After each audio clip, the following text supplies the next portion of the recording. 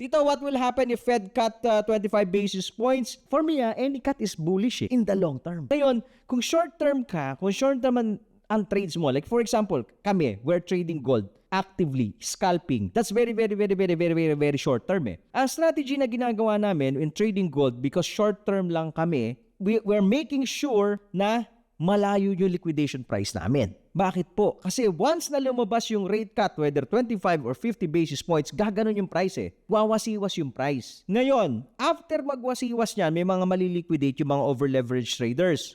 Up and down yan, kakain po ng liquidity. After that, magte-trade na po yung price in the immediate short term, papunta dun sa direction kung saan papunta yung chart. Let's say uptrend yan. Tutuloy lang po yung uptrend yan, whether 25 or 50 basis points in the immediate short term. Pero paglabas ng rate cut, may volatility. So kung short term ka, kailangan na iintindihan mo yon. Paano ka magpe-place ng bet mo? How are you going to manage your risk pag short term ka? Ngayon, kung long term ka, wala ka masyadong problema dito pag long term ka. Bakit po? In-explain ko na dito paulit-ulit.